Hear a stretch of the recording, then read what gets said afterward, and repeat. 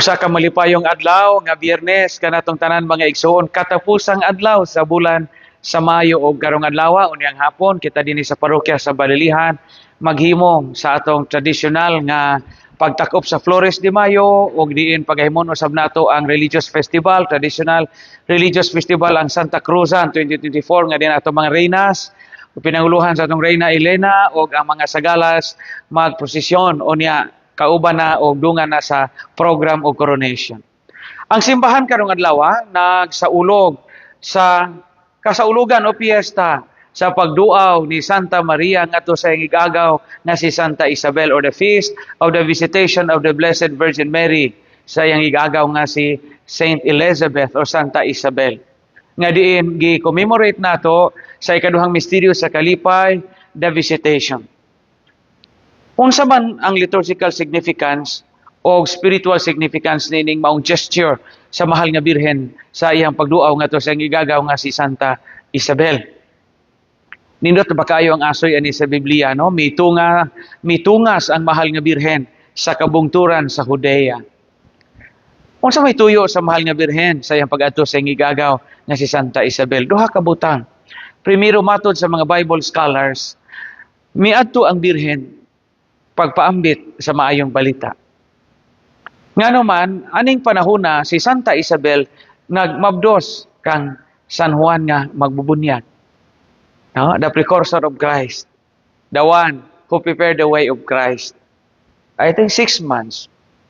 Unya, human na po ni ang birhen gipahibaw nga siya mahimong inahan sa Dios, manamkon sa anak sa Dios sa lalang sa Espiritu Santo.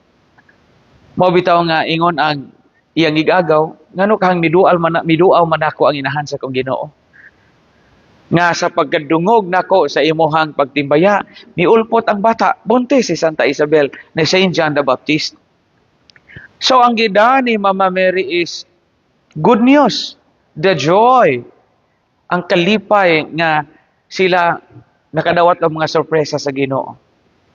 Si Mama Mary, dalagita, pabatanon pa, gihimong inahan sa Diyos, to her surprise. Si Santa Isabel, nagmabdos, nabuntis sa iyang katigulangon. Si San Juan nga magbubunyag, to her great surprise also.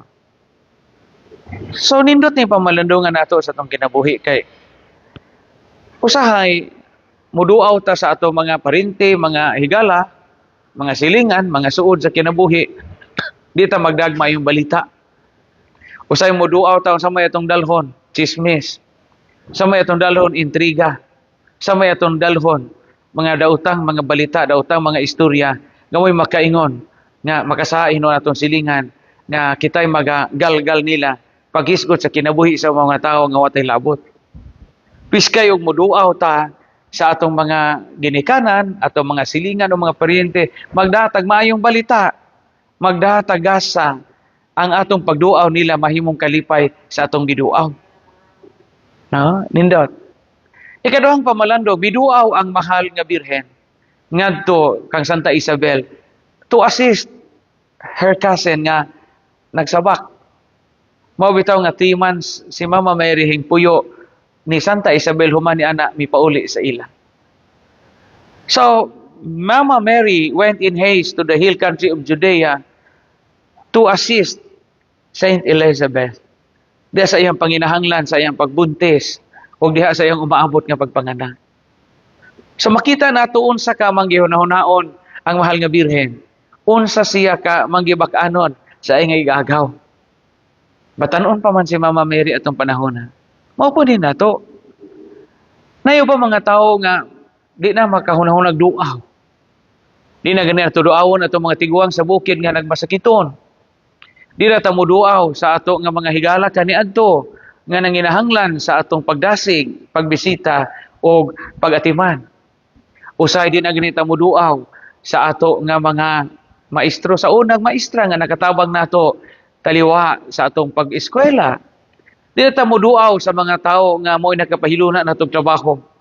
Di na ta muduaw sa ato nga mga suod sa kinabuhi, atong mga ugangan.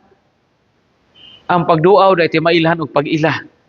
Ang pagbisita sa mga tao nga nahimong tipik o kabahin sa itong kinabuhi is a sign of gratitude and a sign of service ngadto kanila nga giisip nato nga mga hinigugma ug minahal sa kinabuhi. Tag-ingon nato ang mahal nga Birhen Maria.